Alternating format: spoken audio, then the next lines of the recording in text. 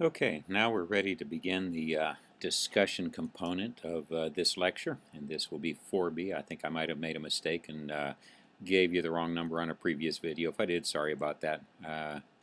Got a lot going on here this week. Anyhow, at this particular time, we're going to look again at global cultures as seen in the worldview that shapes the interactions that we have with one another. And that's the topic or the focus of this particular discussion and of the chapter in Dr. Hebert's book, the book we're using as a textbook. In this particular segment, we want to consider a little bit about how worldview applies to the human context in which we live. If it were simply the study of some academic investigation, we might say, what's the point? Or, well, interesting, but so what? But the fact that worldview dictates the course of our lives, the way that we interact with others, how we adapt to changing situations, makes it critical for ourselves as we develop our own futures and for the way that we interact with others, and then how we try to shape not only our own lives, but the lives of others around us to make this world a better place, which I hope is a goal that each and every one of us as Christians would have. Now, with that, we need to study worldview in some way. You can't do it all on its own. And phenomenology is the mechanism. We talked a little bit about research philosophies or tactics, and this at this point we'll get down to the nitty-gritty, the specific manner that we do it. And that's by looking at phenomenology. In other words, what can I see about you? The way you dress, the way you greet, the way you interact with others, how you eat, the types of food you eat, how you travel from one area to another, your view of time, and how you demonstrate that in the way you show up or don't show up for an appointment. All of those things would be lumped into this category that we call phenomenology, a phenomenon that we can see, observe, and quantify and then qualify. Many disciplines contribute to this study. It's not simply the work of anthropologists. As we try to understand human beings, there is a very complex reality that we deal with. And for that reason, we would look to virtually all of the disciplines, the physicists, the chemists, the biologists, the psychologists, sociologists, anthropologists, and even systematic theologians. Each one of those looks at the human reality in a specific manner and through a specific pair of glasses, and they contribute their part, their understanding, to that intricate whole that is human nature. As we look at that, then, we will begin to consider today how we can do that and how we can begin to apply that study to our own progression academically and socially as well. Now, with all of this, we need to be looking at this future that we are building, this social reality that we are constructing. And so in doing that, we need to be moving forward in specific manners.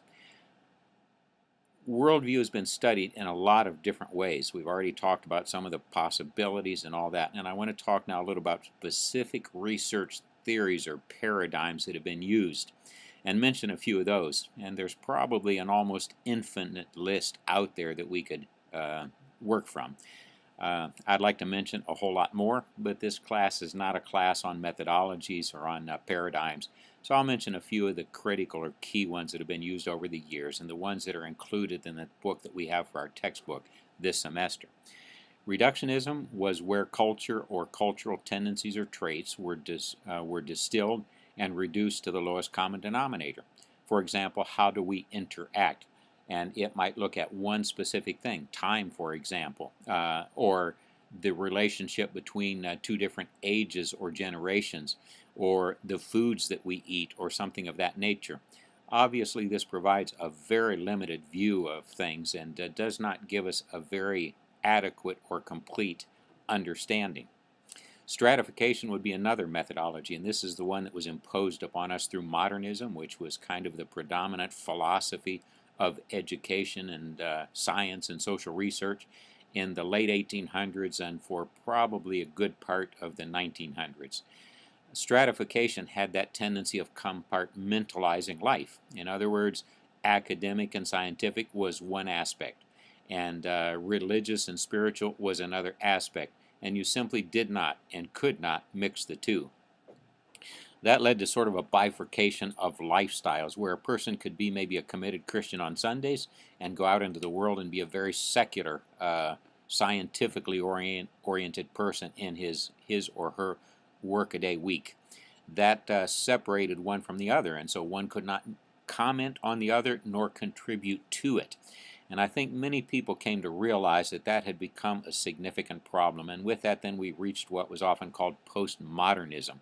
And in that there was the concept that we could not stratify, but at the same time we could not unify either. And so it created a situation where there were often considered to be multiple truths. And in that way then, people did not try to look for a unification or a whole. Integration was another conceptual perspective, and that's where everything was seen as to make up the whole. A person might be religious, a person might be scientific, a person might be emotional, and so forth. And all of those were simply like different aspects, kind of like the salad bowl when you go to the salad bar and you pick a little bit of this and you pick a little bit of that and you throw it all together. In the end, it comes up with something we call a salad. Still, that fails to give us a good working understanding of worldview and how that shapes us as we move into our future. Systematic approach then is where you would take and look at all of these things working together and influencing one another in a bidirectional format. In other words, I have a scientific understanding, but I also have a religious understanding. My scientific understanding will comment or affect the way I see things religiously in this world, and then vice versa, and so on to the different aspects of life. This methodology is often used in industry and in other ways for understanding how one thing is going to affect another. The environment, for example, and the global warming controversy that we hear so much about today. This is where a systematic approach is used.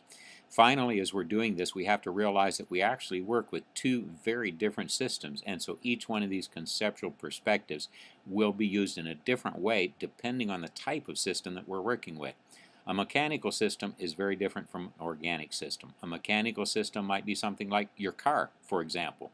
Your car is seen as an entity of and in itself. Every piece is made because it's necessary and it contributes something to that whole that you call your car. It drives down the road, and whatever affects it is going to be an external influence that then acts upon that vehicle in some way, shape, or form. The weather, the road surface, all of that. And it might cause a breakdown, or it might contribute to that car functioning well. But when we talk about worldviews, we're not talking about a mechanical system. We're talking about an organic system. And an organic system is one in which there is a living being in and of itself. In an organic system, then, change comes not only from exterior forces, but from interior forces as well. And so we change because we grow and mature. We change because we learn new bits of information. We change because we interact with people that are like us and because we interact with people that are different from us. And all of these things contribute to this morphing that is the reality that we are. And as we change or transform, as we morph from what we were into what we are becoming, all of these things interact in a very specific and a very intricate way. And that's probably a pretty good way of looking at worldview and how worldview actually works. We then come up with the cultural systems that function within worldview and how they're affected by it. For example, our American system is largely a material culture. You are valued because of the junk you accumulate in this life, the car, the house, the toys, things of that nature. And so you're successful if you accumulate huge amounts of material possession and of money in your bank account. You are not successful if you wind up spending your whole life and have very little to show for it. That is typical of American. That's not typical of what most of the world has been for most of its history. Another cultural system would deal with patterns of behavior. How do people behave? And then we use that to evaluate them and the values within their culture. If I behave in a certain way, it may indicate that I have a certain specific value.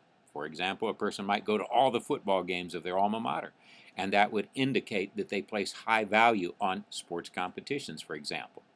There is another type of cultural system, one that relies on signs and wonders. Now, I use these terms maybe a little bit differently than what you might perceive them to be, so let me explain a little bit. A sign is a symbol or something that I can see, something that is visible, and something that guides the way you think and the way you speak and the way you interact. For example, a word is a sign. A myth may be a sign, something of that nature. One of your sacred stories, one of your rituals. All of those things can be designated as signs, and we'll get into some of those a little bit more specifically. When I use the word wonders, I'm speaking about the things that you look at and maybe don't understand, and you ponder or you think about or you worry about. What's going to happen tomorrow, for example? That's something most of us might wonder about. Even the weather. We can listen to the weather report, but we all know that that may or may not happen the way the weather forecaster predicts it. And so the signs and wonders deal with the specific visible reality that we live and use in everyday life. The wonders are the things that we cannot be sure about, and we ponder, if something happens, how will it affect the way we are doing things. Finally, we move on to the last segment, which will be rituals, and which would be the myths that we use and believe in. Rituals are the practices that often allude to the myths that stand behind them. Rituals might be things like religious ceremonies, or it might be the tailgating parties at a football game, something of that nature. And most of those are built out of or reflect upon the myths that undergird them, such as a belief our football team is best, and if we do certain things or wear certain colors or give certain chants, that's going to somehow help them win. And then in religious, things like the Eucharist or things of that nature are rituals. Baptism, for example, Eucharist being the Lord's Supper. We do something, but those reflect our belief in an underlying myth. And all of those put together, everything that we've mentioned above, constructs then what we would call a belief system, something that we use, sometimes multifaceted, that helps us guide and direct our life in the way that we move forward. Worldview then in this organic system is built upon very complex interconnections. How do I relate to you? How do I relate to institutions in the areas that I live, to the government and the government officials, to the communication systems, to the roads and things of that nature? All of those things are intricate parts, and they affect how I think, they affect how I act, and they affect how I interact with others. As I do make those communications, as I do make those connections, my feelings and my values are going to affect that deeply. For example, if I've been a very traditional person and I meet an individual who might have purple hair and a rather unusual dress, I'm going to evaluate them in a certain way based upon how I was formed. I might see that person as weird. I might see them as neat, depending on those feelings and values that I have absorbed over the years. All of those things together in my interaction with others is part of a social system. In other words, I meet you, how I greet you, that is socially predetermined by the worldview that has been infused into me. And so as these social customs play out, if I move to a different area, they're going to be very different, and I'm going to feel very uncomfortable for a while. As somebody comes into our midst, they're going to act in what might be an odd way at times because they're acting on what their social system would dictate, not what is customary in ours. And then finally, we get to this concept of historiography.